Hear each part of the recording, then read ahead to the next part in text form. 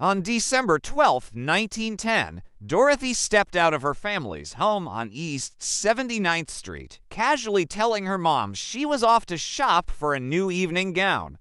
Can you imagine the excitement? She strolled toward Fifth Avenue, first popping into Park and Tilford, this fancy gourmet grocery store that was all the rage back then. Then, she made her way to Brentano's bookstore, where she picked up a copy of Engaged Girl Sketches. Sounds like a fun read, right? While she was there, she bumped into a friend who later said Dorothy seemed cheerful, composed, and really in good spirits.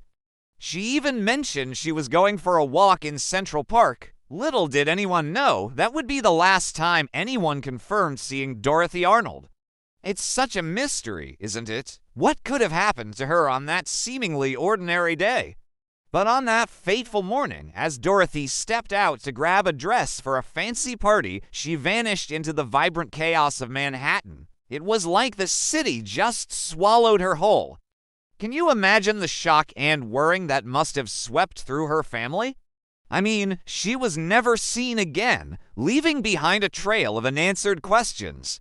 What could have happened to her? Was it an accident or something more sinister? The mystery of Dorothy Arnold still lingers today, captivating everyone who hears her story. It's a haunting reminder of how quickly life can change, right? Dorothy Arnold was not an ordinary young woman of her time. Born into a family of prestige, her father, Francis Arnold, was a successful importer and a descendant of one of America's oldest families. The Arnolds were socialites, and Dorothy was expected to make a good marriage. But Dorothy had dreams of her own. She had attended Bryn Mawr College and longed to be a writer. She submitted short stories to magazines like Harper's and McClure's, only to be met with rejection. Her family scoffed at her ambitions, dismissing them as unladylike and impractical. To her friends, Dorothy sometimes confessed feelings of frustration. She wanted to be taken seriously, not just as a socialite, but as an artist. Francis Arnold was absolutely furious when he heard the whispers that his daughter, Dorothy, might have run off in shame or met a tragic end. No way. He was adamant that something sinister had happened. She was either kidnapped or murdered by some random strangers lurking in the streets. Can you imagine the heartache? As the days turned into weeks, the tension around the case only grew, gnawing at the family's reputation like a persistent itch. They decided to cut ties with the press, but that only fueled the gossip mill. The Arnold girl became a hot topic in New York society, with rumors swirling and speculation running wild. It's wild how quickly a family's name can be dragged through the mud, right? While she was browsing, she bumped into a friend who later recalled that Dorothy seemed cheerful, composed, and really in good spirits. She even mentioned she was going for a stroll in Central Park, which is such a lovely way to spend the day. But here's the twist. Little did anyone know that would be the last time anyone confirmed seeing Dorothy Arnold. It's such a mystery, isn't it?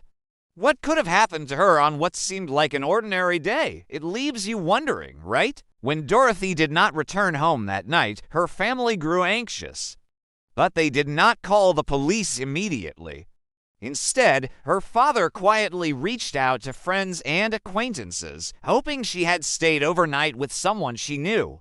He even dispatched private investigators to discreetly search the city. Days passed with no sign of Dorothy, and the Arnolds finally went to the police, but by then, precious time had been lost. Theories quickly bloomed. One possibility was that Dorothy had been attacked as she walked through Central Park. The city was no stranger to crime, and even wealthy young women were not immune to violence. Yet no body was ever found, and no belongings of hers surfaced.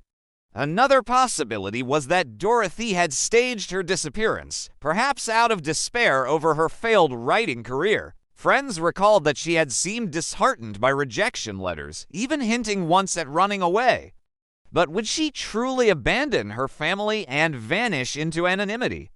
As investigators dug deeper, a more scandalous theory emerged. Dorothy had been quietly involved with a man named George Griscom Jr., a 42-year-old engineer from Pittsburgh.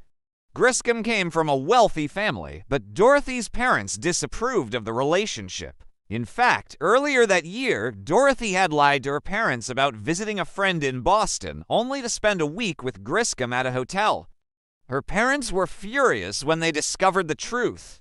After Dorothy disappeared, detectives questioned Griscom extensively. He claimed to know nothing of her whereabouts and appeared genuinely distressed by the situation. Still, many wondered if Dorothy had gone to meet him on the day she vanished, only for something to go terribly wrong. Months dragged into years, and the case grew colder, yet tantalizing leads kept surfacing. In 1911, a woman reported seeing someone resembling Dorothy in a sanatorium in Pennsylvania. Later, rumors spread that she had died during a botched abortion, her body quietly disposed of to protect reputations. Abortion in 1910 was illegal and dangerous, but not uncommon among women who found themselves desperate. Though investigators pursued this theory, no clinic or doctor was ever conclusively tied to Dorothy. Francis Arnold was absolutely beside himself when he caught wind of the whispers suggesting that his daughter, Dorothy, might have run off in shame or, even worse, met a tragic end. No way! He was convinced that something truly sinister had gone down. Either she had been kidnapped or murdered by some shady characters lurking in the streets. Can you even imagine the heartache? As the days turned into weeks, the tension around the case only grew, gnawing at the family's reputation like a persistent itch. They thought cutting ties with the press would help, but instead, it only stoked the flames of gossip.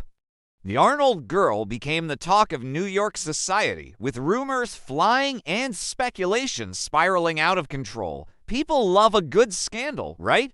It's wild how quickly a family's name can be dragged through the mud, and the pressure must have been unbearable for them. How would you handle that kind of chaos? One of the strangest aspects of Dorothy's case is that she disappeared in broad daylight, in one of the busiest parts of New York City, without leaving a single trace.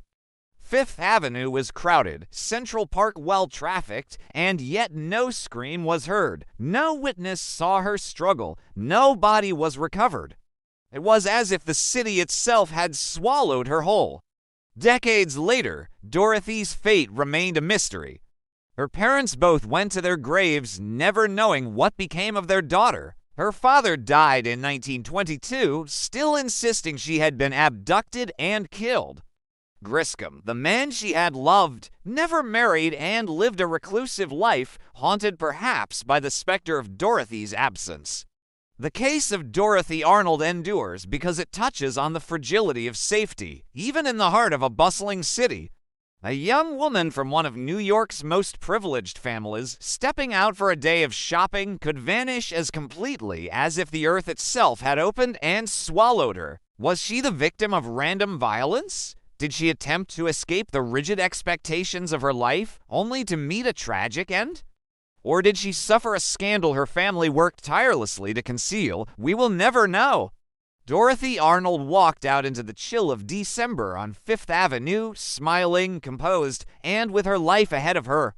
And then she was gone, leaving behind nothing but unanswered questions and the haunting silence of absence.